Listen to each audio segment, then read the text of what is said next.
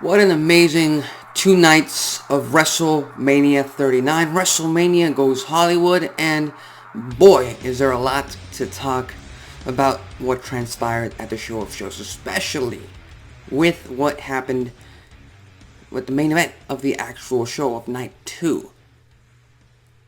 Roman Reigns once again retains the WWE Undisputed Universal Championship. He beat Cody Rhodes in the middle of that ring.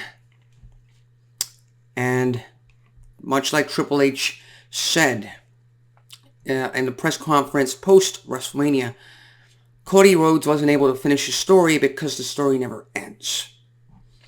And that's very fitting. I don't know if I agree with that, but that's the thing. We're just going to have to wait and see what transpires tonight, on Monday Night Raw. And it's funny because witnessing the match live at the stadium, once the ref hit the mat for a third time and the bell rang and Roman Reigns started, his music started playing, most of, if not the entire stadium was in complete shock. There were a lot of fans that were expecting this to happen. There were a lot of fans that supported this happening. But for the most part, the entire stadium was just shocked completely when the match ended and it wasn't Cody Rhodes winning the match. That's the only way I can explain everybody's reaction. I was shocked myself. I couldn't believe that match ended that way because, like I said in the preview for this show, I firmly believed Cody Rhodes was the guy to beat Roman Reigns last night at WrestleMania. And it didn't happen. Roman Reigns retained. And tonight on Monday Night Raw, Triple H will open the show. That's already been announced. But we will get to see Roman Reigns once again. And it's going to be interesting to see about 19,000, 20,000 people booing Roman Reigns, possibly. Much like what transpired back in 2017, possibly. I don't know. As far as the result goes, I'm okay with it. I've said this multiple times in the past. I'm not in charge of creative. I'm not in charge of booking. And neither are the fans. So my perspective, and I used to be like a lot of you with the fact that I'd be online and I'd be really pissed and hot, much like a sports fan, about all the results and how could this happen? How could you not make this guy the champion? I used to be like that. Not anymore, because I realized that I'm not in control. I'm not actually booking the matches. So all I really want, I go into every show, WWE, AEW, Impact, whatever. I go into every show just expecting them to entertain me, expecting them to throw me something that is can't miss. And even though I might agree with the results, I might not agree with the results. But as long as I'm entertained, I'm fine with it. Because that's just it. This is entertainment. I've said this multiple times in the past. No point in boycotting a show. No point in boycotting entertainment or sports. None of that. There are bigger issues, bigger things in life and in the world than just another form of entertainment. And as much of a wrestling fan that I am, I can understand that. Cody Rhodes, during the entirety of the match, I thought Cody Rhodes was going to win. Especially because the entire build-up to this match at WrestleMania involved the Bloodline not getting involved. Not beating Cody Rhodes down like they had done with Sami Zayn in recent past. Like they had done with all their past opponents. Roman Reigns' past opponents. So once the match started and Solo started getting involved a lot. And then he got thrown out. And the ref went down. And the Usos came out. And then the new tag team champions, Sami Zayn and Kevin Owens, they fought the Usos off. And then Solo ended up with the spike on Cody Rhodes. But before that, I thought once Once Kevin Owens and Sami Zayn ran the Usos out of ringside, out of the match completely, I thought that was it. I thought for sure Cody Rhodes is going to hit 1, 2, maybe 3 crossroads in a row. That's going to be it. 1, 2, 3. The entire stadium's going to blow up. And we're going to have ourselves a crowning moment and a new star in Cody Rhodes. He will be the WWE Undisputed Universal Champion. That didn't happen, and I'm okay with it. I am completely okay with it because Cody Rhodes will, at one point, very, very soon, become Undisputed Universal Champion. Or who knows, maybe a different world title that they announced tonight on Monday Night Raw. I don't know. But Cody Rhodes is a mega babyface. The way the match played out, the result in of itself, it's ultimately going to help Cody Rhodes connect with the fans more because fans can connect more to losing the big opportunity. They can relate to that more, myself included, rather than winning. And once Cody Rhodes does win the big one, the fans are going to go crazy because Cody Rhodes went through all of this to get there.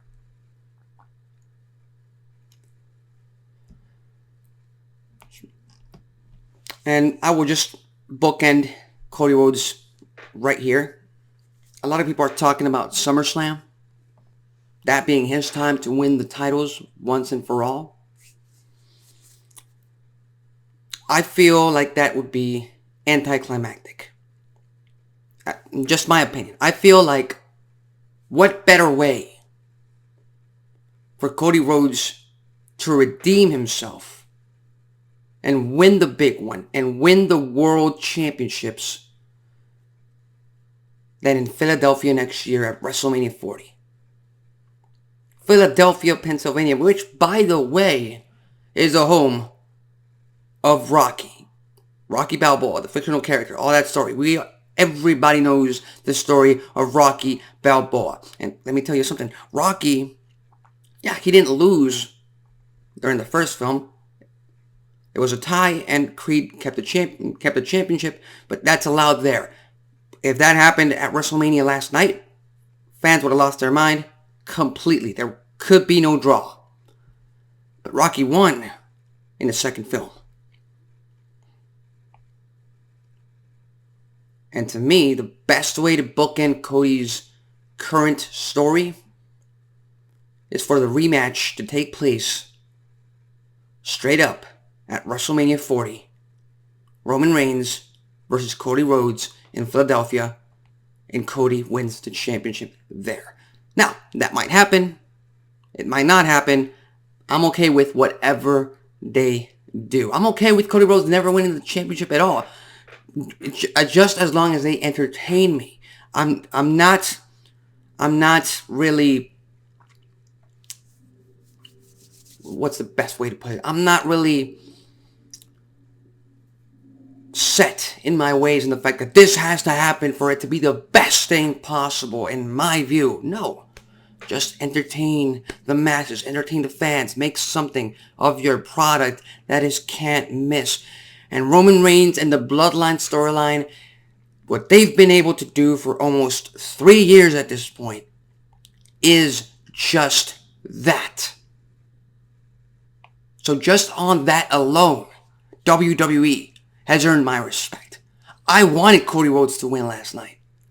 But when Roman Reigns walked up that stage and fireworks blew, the fireworks went up, and I believe that was a closing shot on pay-per-view on TV, and he lifted up the titles, I put my one up. I'm still a fan. I'm a fan of both of these men. I'm a fan of everyone involved at WrestleMania. And I know a lot of fans wanted that big crowning moment. They wanted to be able to say that we watched Cody Rhodes become world champion. But here's the thing. We are living in the Roman Reigns era now more than ever. Now more than ever. 3 years running with the Bloodline. 3 years running in the main event of WrestleMania. Three plus years at this point. I mean, what Roman Reigns has been able to do with that story and his character work and his work in the ring, in the match itself, he made us believe, he made me believe at least, that Cody Rhodes was about to win. He did that as well. He helped Cody Rhodes. He put him over in that match incredibly, because all that interference, all that dusty booking made Cody Rhodes look like $1 million. Made Cody Rhodes look like hell. If this was a one-on-one straight up match, no DQ, no interference from no one at all, Cody Rhodes would have won. And that's what you want from a babyface. That's what you want from this kind of match. That's the story you want to tell. That's the psychology you want for it to come through to the fans. And at least from my view, that's what happened. And I think a lot of fans today, most of them in the IWC, have to just take a step back, let things simmer, let things play out. Cool down. And just live in today. Live and enjoy the era of the bloodline. Live and enjoy the era of the tribal chief Roman Reigns. Because once this ends, once this entire story comes to an end, it will never come back. It will never be the same again. Much like the Hogan era. Much like Stone Cold in the height of the Attitude Era. Much like The Rock. Much like John Cena. The entire stadium on night one in that opening match did the "You Can't See Me." The entire stadium, not a single body, not a single soul in that stadium was sitting with their hands like this, pouting and not doing that chant along with the greatest of all time in John Cena. And you know what? 10 years ago, 15 years ago, everybody hated John Cena. He got mixed reactions, but the nostalgia is there, and the nostalgia will always be there for these stars. And every fan is always trying to look to the past. Or like, you remember all the good times of the Ruthless Aggression era. You remember the good times with CM Punk and the pipe bomb promo. You remember the good times of Stone Cold Steve Austin and Shawn Michaels and Bret Hart and everybody and everything in the past. Nobody lives in the moment, and the moment is Roman Reigns and the bloodline, and they've been putting this story together so well that I choose to enjoy it as it plays out. And I'm going to equate this to what's happening currently in the MCU. To me, Roman Reigns is Thanos. He is the big boss. He is the final boss currently in WWE. And what's happening with the MCU right now? They finished that story. They ended it with Infinity War and Endgame, and now people are not so excited.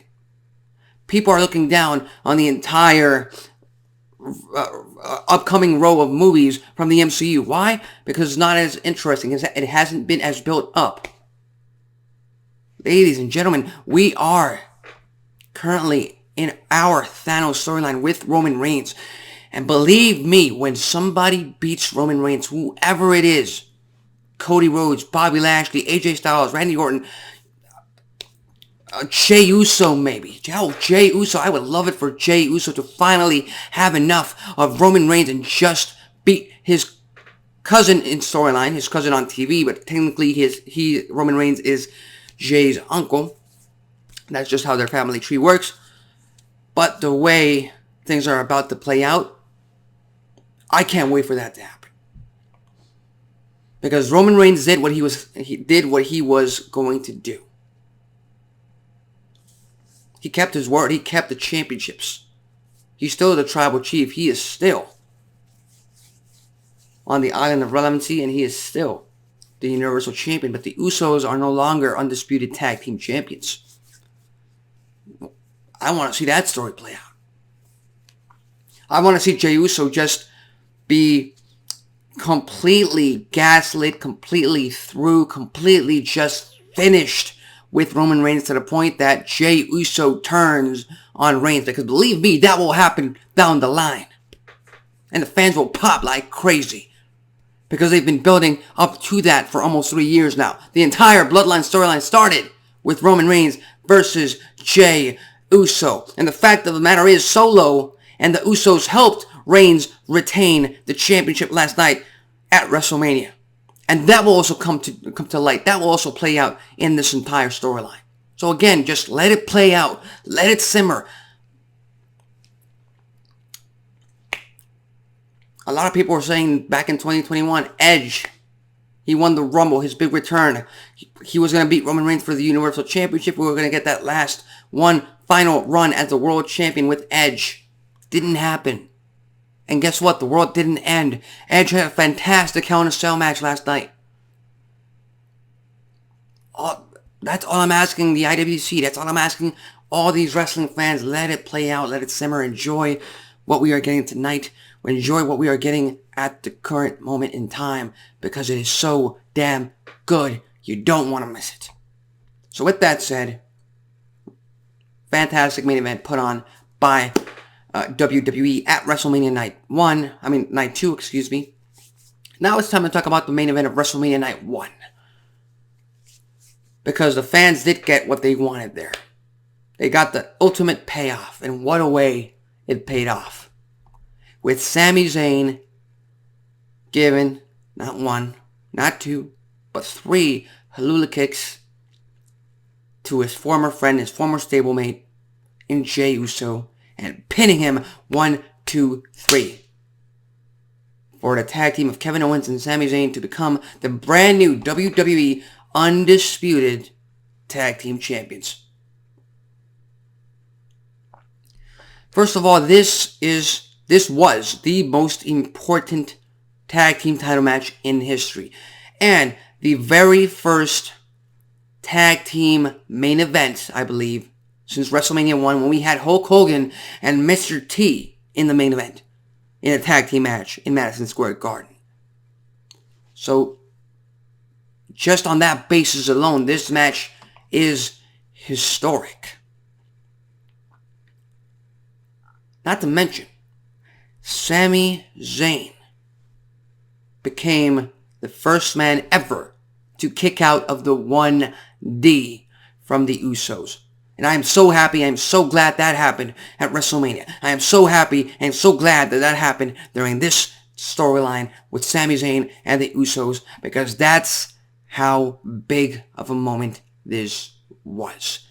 That's what it warranted. And they've been playing that out, again, 2+ years at this point.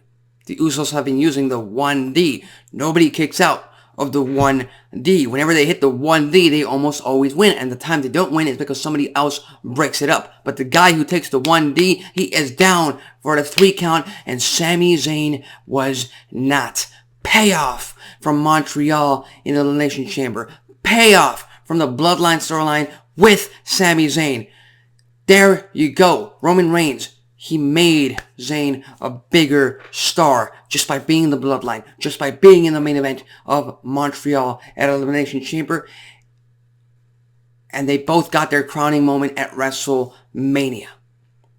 The loss that Sami Zayn took at Elimination Chamber didn't hurt him. It only made him stronger, and it built up to this moment. And all I can say is, let's see how this plays out, because the Bloodline continues to have a KO and Sami problem now more than ever, because they have the tag team championships. The Bloodline lost bragging rights. They lost gold. They lost power. And Kevin Owens and Sami Zayn, the pop they're about to get tonight on Monday Night Raw, is going to be incredible. So good on WWE for that. Opening match, John Cena. Like I said, the entire arena was into that match because the 16-time world champion was in there. Now, the match itself was subpar. I haven't even watched it on pay-per-view. I haven't had time to watch it, but I did watch it from my seat inside the stadium. There wasn't too many big moments. Again, John Cena's been out of the ring for over a year at this point. I don't think... Yeah, he was on the very last episode of Smackdown last year, but again, that wasn't really much of him to do during that match. So he certainly had some ring rust. And I know a lot of people are saying, well, John Cena didn't put over Theory in a way that makes him look like a main event star. In my opinion, Theory already looks like a main event star. And most importantly, he won the bragging rights of retaining the US title and beating John Cena at WrestleMania. And they could do that, and they could say that for years and years to come in the build-up to Austin Theory becoming a main eventer in WWE. And I know a lot of fans are not really comfortable with how the match ended, how the match played out. But hey, a lot of fans weren't comfortable with how Roman Reigns beat The Undertaker back at WrestleMania in 2017. Look where Roman Reigns is now. Again, let it play out. Let it simmer. Let's see where WWE takes this story.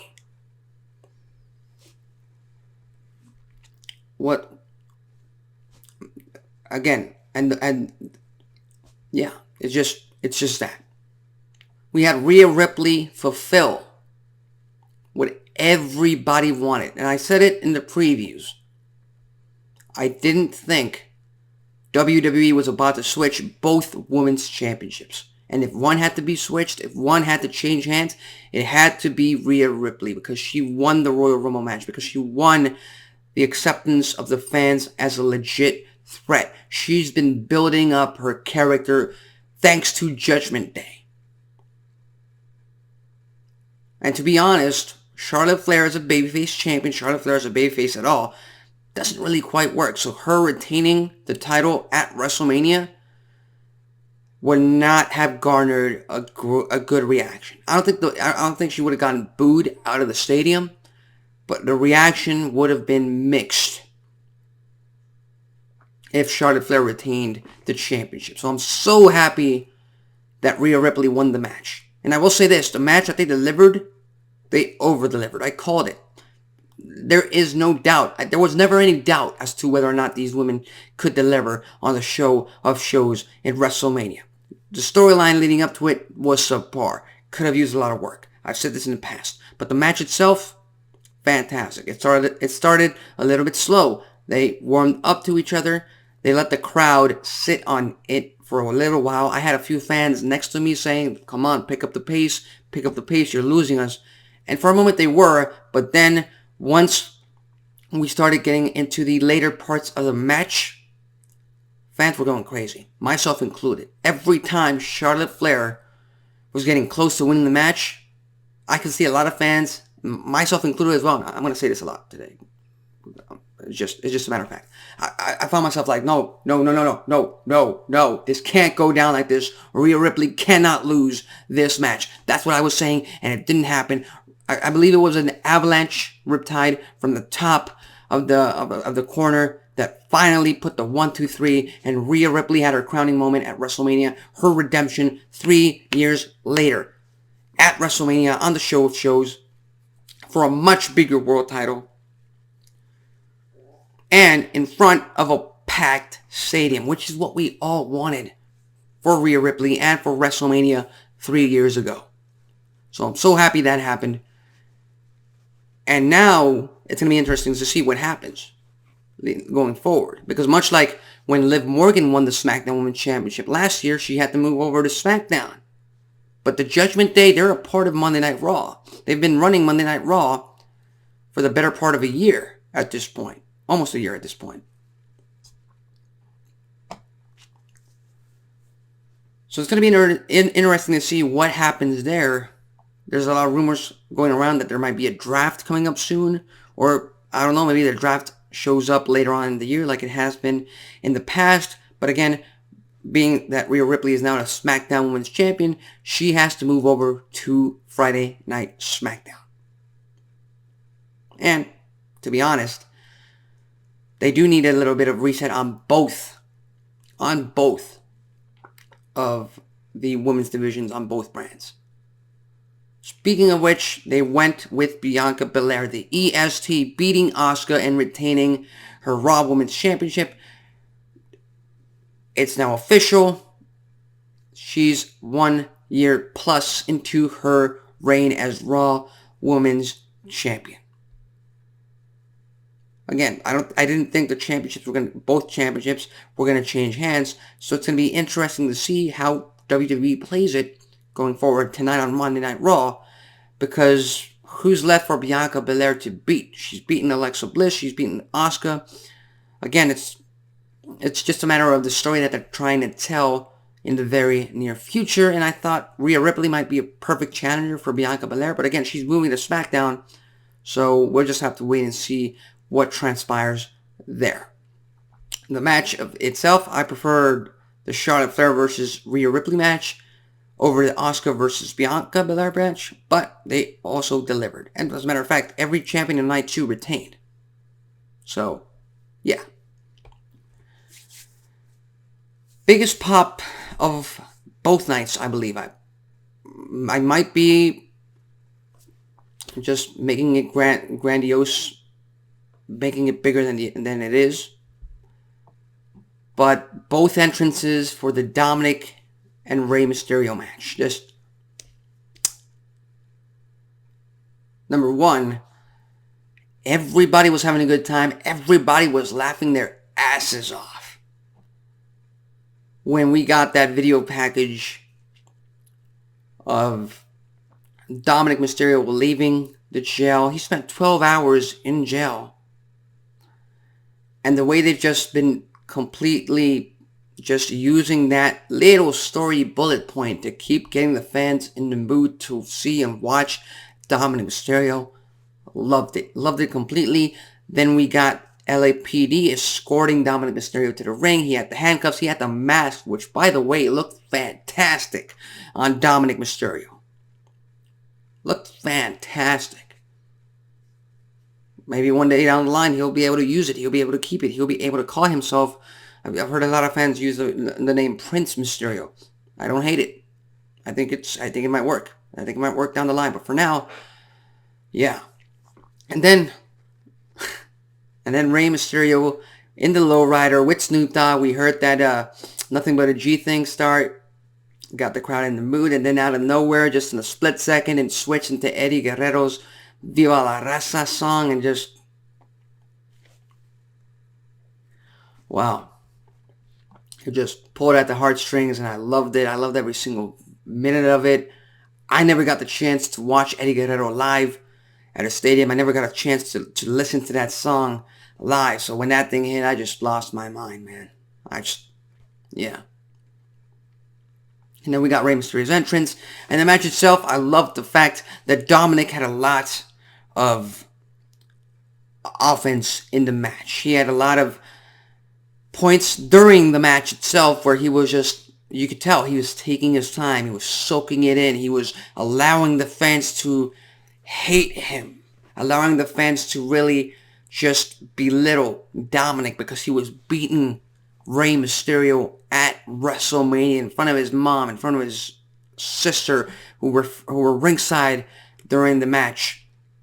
And then one of the biggest pops was Rey Mysterio taking off his belt and just whacking Dominic Mysterio there. As a Latino kid myself, I get that reference completely. A lot of the fans in the stadium get that reference as well. So, big moment of the night. Yeah. And then I just lost my train of thought just thinking about that match, man. I'm just getting goosebumps.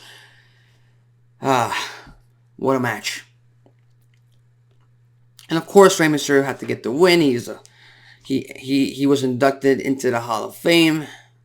And eventually Dominic will get the win over his father. I'm hoping, not hoping for it one day soon, but I'm hoping that once it happens, it's Rey Mysterio's retirement. And we get to enter the era of Dominic Mysterio. But yeah, just showmanship, the entertainment value of this match, and most of the stadium. I don't think a lot of the stadium caught on to it, but there were definitely some culero chants that I was just amazed by how many people were able to chant culero at Dominic. I just loved it because, like I said, LA, Inglewood, California, tons of Hispanic fans in the stands, and they were all chanting "Culero, Culero." Loved it. Loved every single moment of it. Fantastic. Fantastic, man. We got Seth Rollins versus Logan Paul. Again, Logan Paul, he, like Triple H said in the press conference, he has no reason to be as good as he is in a small amount of time that he's been in WWE. And a lot of people hate him because he is not WWE. He wasn't raised in wrestling, to put it that way. He didn't come up in wrestling. That's a better way of putting it. But every single time, this kid knows how to put on a show. He knows how to bring the good moments during the match. And the crowd was going crazy for Seth Rollins. I can't even do it. I can't do it here because I don't have the rest of the stadium doing it with me. But it's just the crowd just singing along to his theme song during most of the match. The fans popping for something that wasn't in the match. But the fact of the matter is, the screens, there were a couple of times it happened during night 1, a couple of times it happened during night 2, but the screens at the very top of the stadium, they went off. And I get it. You want that big spectacle. It does look better when you have the whole WrestleMania logo going around in the screens. I think it's a better perspective of the show. But I mean, you're in a stadium. Fans were going crazy. They were booing the fact that the screens were not showing the match. And once it popped back into the match, once everyone in the stands, everyone in the stadium was able to witness the match itself, the crowd just popped. And I was just laughing my ass off because it's amazing the reactions you get during these types of things. Once Logan Paul came out with the drink, his prime drink mascot, which turned out to be KSI. Awesome reveal. But every single time, once the prime drink came out during Logan Paul's entrance, fans just wanted Seth Rollins to beat the living shit out of the freaking prime drink. And when Logan Paul went and hit I believe it was a splash from the top of the ring corner onto KSI in the announce table, crowd went nuts. They went crazy. They went ballistic. They loved it. So yeah, just based on that, fan-frickin-tastic. Again, I don't have any notes. This is just off the top of my head, so I'm just trying to remember what stood out to me the most during WrestleMania, during both nights of this show. Again, I still have to watch the actual shows on pay-per-view, on Peacock. I still have to watch the actual televised events. So just, I'm not able to talk about little nuances, little things that transpired during the match. Can't really talk about the entrances for the most part because I watched them from afar. Fantastic stage, by the way, at WrestleMania 39. So glad, so happy they put some effort into the stage. And boy, did they put some effort, because they could have just done like a regular screen with maybe movie theater seats, maybe just because it was Hollywood. But they went all out with the stage, because it actually seemed like a WrestleMania Oscars Academy stage, and I loved it. I freaking loved it. Night 2 opened up with Brock Lesnar versus Omos, a match that was highly shit on ever since it was announced that it was going to happen, because it wasn't a wrestling match, because it wasn't a mat wrestling match, because it wasn't two internet darlings going at it, because it was specifically what WrestleMania needs, specifically what WrestleMania is all about, a spectacle. And I'm so happy that it was not a train wreck of a match. I'm so happy of how Brock Lesnar made Omos look like $1 million during the entirety of the match. Even in a loss, even Omos losing, he's a 7'3" giant. Once he gets over, once he wins the big one, fans will buy into it just on the way Omos looks. But Omos at the beginning of the match was just manhandling the Beast Incarnate like we've never seen before, and I loved it, and the crowd loved it, because again, it was a spectacle, and the spectacle ended. It came to a climax once Brock Lesnar started suplexing the 7'3" giant. Once Brock Lesnar lifted not once, but twice Omos. He lifted him twice and then hit the F5 to finish the match. 1, 2, 3. And it was over. It was over. It was a quick match, much like Brock Lesnar matches these days. Lesnar got the win over Omos, but Omos got put over immensely. Just with being in the ring with Lesnar alone. Just with the way he manhandled the Beast Incarnate on the show of shows. And I will say this, Omos still has a long way to go. I will not lie about that. He still has a lot of things to learn. He's still very green in that ring, which is why I'm happy he didn't go over Brock Lesnar. Because if he had gone over the Beast Incarnate at WrestleMania, then he would be poised very much to challenge for the Undisputed Universal Championship. And he's just not ready for that just yet. But wait until he is. Wait until he is. Because what we saw at WrestleMania last night, he's grown. Thanks to MVP, thanks to Lesnar, thanks to a lot of people. Compared to what he was able to do once he was tagging with AJ Styles, I believe a year ago or 2 years ago. Not sure exactly the timeline. Getting a little foggy here. But again, this match, this was everything it needed to be. The spectacle and the entirety of it. It was exactly what it needed to be. As far as the surprises go, they did have a couple of surprises. That, and by surprises, I mean surprise opponents, surprise entrances, impromptu matches. Let's talk about night one. I love Pat McAfee. But looking back on it, again, letting it play out, I was happy with Pat McAfee coming out on night one because I felt like night 2 is going to have an even bigger surprise. So the Pat McAfee versus The Miz impromptu match, I was okay with it. I'm still okay with it. It happened. It was quick. Came out of nowhere. Exactly what we needed to let the crowd just simmer and cool down for the main event of WrestleMania Night 1. With Pat McAfee beating The Miz 1, 2, 3 in the middle of that ring. And then when you get to night 2 and being in the stadium, I'm not going to lie to you. Once Snoop Dogg announced or set the stage, rather, for Shane McMahon to return, I popped. I popped just based on the fact that it was a surprise. I popped based on the fact of just being in that stadium with the entire electric crowd and everybody popped. They all went crazy when Shane McMahon came out and here comes the money. I loved it. I loved it. I did. Now, looking back on it, again, it was a few hours ago. Was I expecting a bigger surprise? Yes.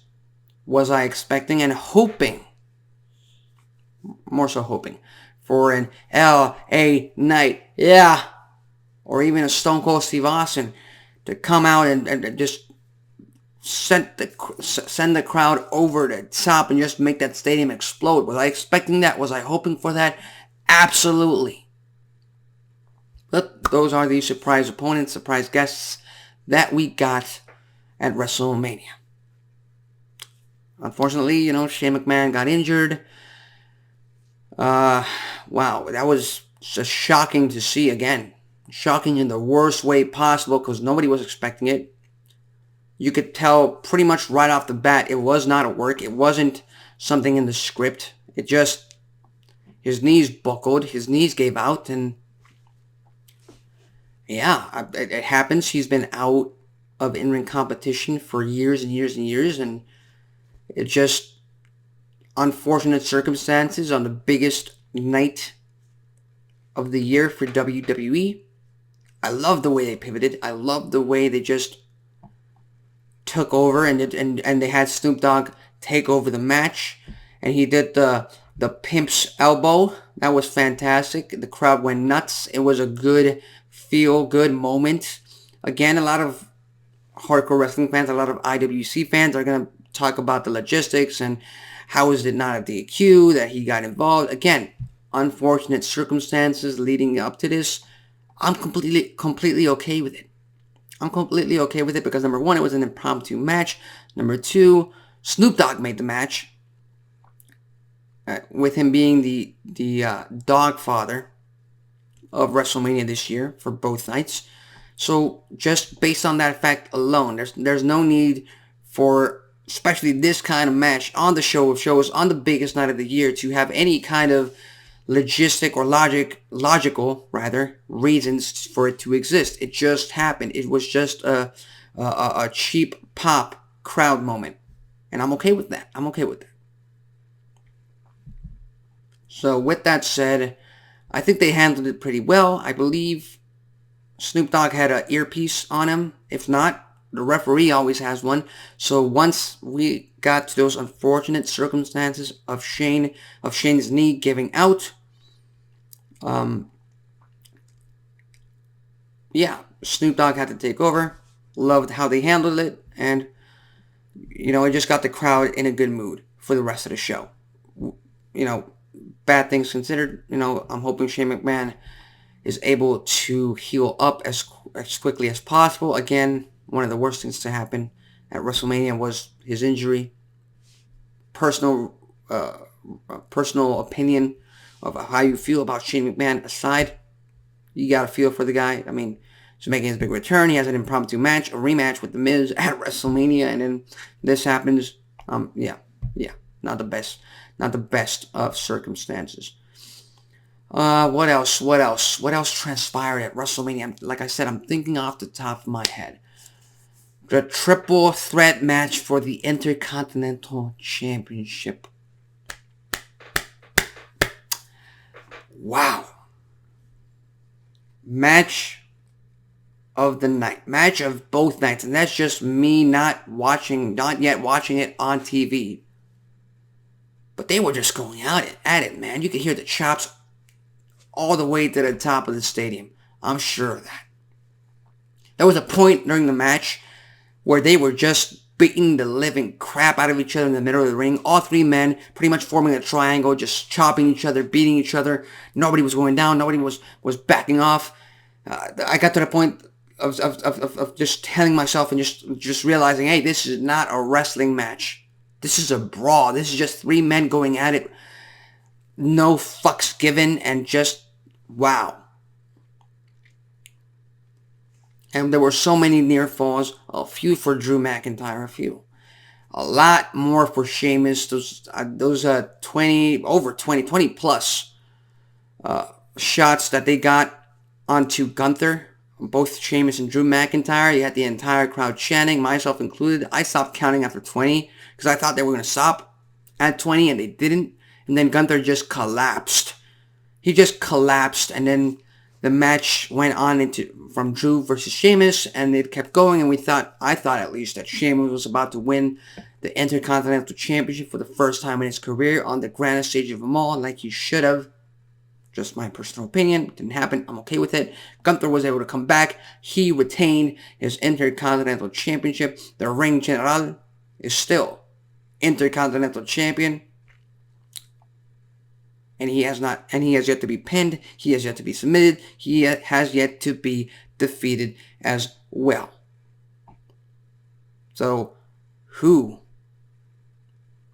comes up next to challenge Gunther for the Intercontinental Championship? Who?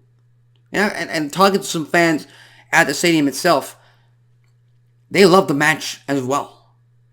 There were a lot of fans out there saying that Gunther, they weren't really feeling that he was a top guy. But by the end of the match, by the end of this triple threat slobber knocker brawl, all out brawl that they had in the middle of the ring, you bet your ass Gunther earned their respect. They started talking about how Gunther earned their respect. They started talking about how they warmed up to the idea of Gunther being Intercontinental Champion. Hell, I even heard a few fans saying that, oh, Cody didn't beat Roman Reigns? Gunther might be able to. Who knows? Maybe he might. Maybe he won't. We'll just have to wait and see. But for now, he is still undefeated. He is still the Intercontinental Champion. Let's see how this plays out. Let's see how the story between Sheamus and Drew McIntyre plays out going into the next few weeks.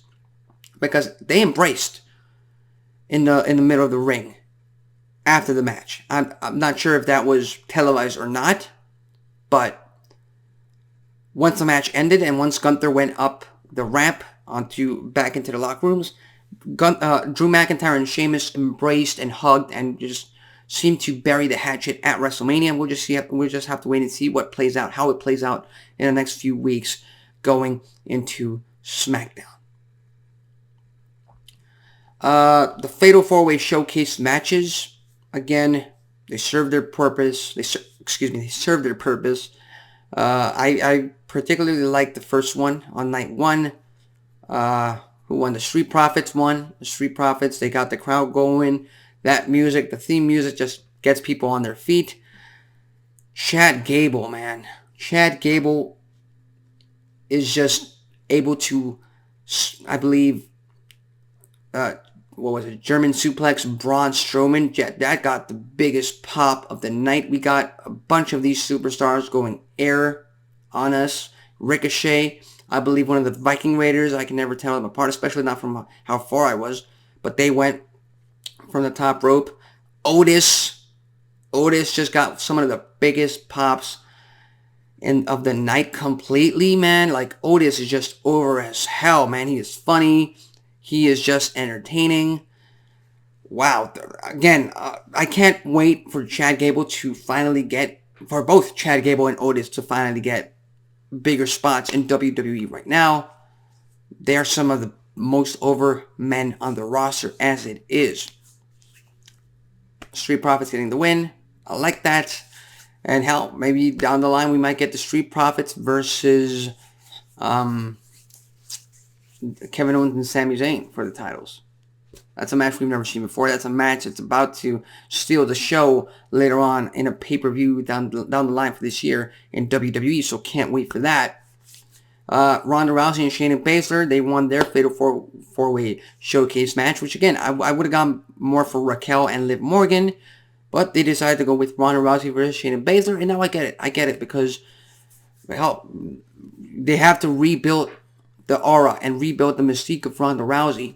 And what better way to do that than to have them, as a team, beat Becky Lynch and Lita for the women's tag team titles and build up that division for WWE. Because again, Lita, she had a better showing at WrestleMania than she's had on Monday Night Raw. But she's still past her prime. She still has ring rust. She is still, at this point, semi-retired. So at some point, very soon, they have to take those titles off of Becky Lynch and Lita. And Ronda Rousey and Shayna Baszler seem like a pretty safe bet to do just that. The Hell in a Cell match. Again, just another series of unfortunate events. Because I lost my mind in the worst way possible. When the match stopped for a little bit because Finn Balor got completely busted open, man. He got completely busted open, and I lost my shit. I was like, because I didn't want it to be a repeat of Seth Rollins versus The Fiend about 3 or 4 years ago, where they stopped the match, or yeah, they paused the match at one point because The Fiend was down. So I didn't want that to happen again, just me being a fan. But then somebody told me, like, oh, he just got busted open real bad. There was blood on the mat that I couldn't see. Unfortunately, I'm 5'6", so yeah, I'm not tall enough to, especially not from my vantage point. But yeah, if you look on social media, the image that Finn Balor posted with the caption of the flesh wound, just the entirety of his skull just pretty much open. I feel for the guy. I'm so sorry. I feel bad just looking back at my reaction to them stopping the match because it needed to be stopped. He was completely busted open. He needed shots. He needed to be taken care of by medicals. And I've always been a proponent of never put your physical health, never put your life at all to entertain the fans. Do it up to a certain point. Do it to a point where you know it's safe. So, again, I feel terrible just of my reaction. But I'm so happy that the match continued. I'm so happy that Finn Balor is okay. Because, again, and this is, I got to give props to Finn Balor because that wound, that would have just sent me to the hospital right then and there. The match would have ended. But he continued the show. He continued the match. Hell in a Cell. WrestleMania. The stage was set. The Demon against Brood. Edge. Fantastic entrance by Edge with all the fire. And then transitioning into the You Think You Know Me theme song. Loved every bit of it. Edge got the win at WrestleMania. Again, I would have gone with Finn Balor. Again, I'm okay with whatever WWE puts on because it was entertaining. It gave the fans what they wanted, which was a show to watch. And hopefully, with the way Edge bookended things with the concerto inside Hell in a Cell, that puts a complete stop to the storyline between Edge and Finn Balor once and for all. So with that said, Edge got the win at WrestleMania. It might be his last WrestleMania. It might not be. We'll just have to wait and see. Where does Edge go from here? Because, like I said, they've got to put him up against fresher matchups, and they've, for the lack of a better word, wasted the entire past year with Edge against Judgment Day instead of just putting him up against other names, better names. Not better names. I mean, Finn Balor. He's fantastic. Damian Priest. Also, they've been doing a hell of a job. Dominic Mysterio, Judgment Day has pretty much elevated all of this. But yeah, I just want to see Edge go up against other stars at this point. God, what else? What else did we have at WrestleMania? I'm blanking out completely at this point. There's so much to talk about. I'm sorry if I'm forgetting a lot of things that transpired at WrestleMania. But again, just the atmosphere inside the stadium, the fans going crazy, the show that they put on. Yeah, it was just one to remember. And it's an experience that I will never, ever forget. The very first WrestleMania I was able to attend, both nights inside SoFi Stadium, just lost my mind, lost my shit completely. 18 years in the making, 18 years of fan. I just, when I first tuned into Friday Night Smackdown, I believe it was Thursday Night Smackdown at the time, I believe January or February of 2005, leading into WrestleMania, the very first WrestleMania Goes Hollywood, wasn't able to attend, obviously, so, yeah, it was just a full circle moment for me to watch this WrestleMania play out. Again, I just popped so hard when John Cena did the You Can't See Me. I popped for his entrance because John Cena, Rey Mysterio, Eddie Guerrero, they were the ones who made me a wrestling fan from the very, very beginning. All the way back in 2005. They were the reason that I stood by the product, that I've been able to stay by this product for 18 years now at this point. So, yeah. Yeah, I was just so happy I was able to be a part of it. So happy to be able to go there in person and just witness the action live. So, with that said, I'm going to end my review right here because, like I said, I feel like I'm forgetting a lot of stuff. I feel like I'm forgetting one or two particular matches on the card. Again, I'm sorry, I'm just blanking out completely. I'm going off of my experiences. I'm going off what I remember going into the actual pay-per-view itself. I don't really want to get into too much negative thoughts because I don't think there's a lot of negative things to talk about when it comes to this pay-per-view, when it comes to both nights of WrestleMania. I was there on Smackdown. I was there on Hall of Fame. I was there at Stand and Deliver. They put on a great show. I will be there tonight on Monday Night Raw at the Crypto.com Arena to witness all the fallout from WrestleMania 39, witness Triple H's announcement. Hopefully, one or two returns, surprise returns. Let's see if that transpires. But with that said, that does it for this review of WrestleMania 39 for both nights. Fantastic show all around. Again, I can't stress this enough. As a wrestling fan, I've learned the hard way. Just be able to put your expectations at the door and be entertained with what they give you. Try to look at it in the most positive way possible. Not to mention that this pay-per-view itself had a lot of positivity going into it, had a lot of positivity coming out of it. So with that said, WrestleMania 39 in the books. Can't wait for Monday Night Raw tonight. Can't wait for the next few months, the next years of WWE to come, because it's going to be a ride that we will not want to be wanting to miss. So with that said, I'm Alexis Carrillo. This has been Wrestling Talk for today, WrestleMania 39 review, and I will see you next time.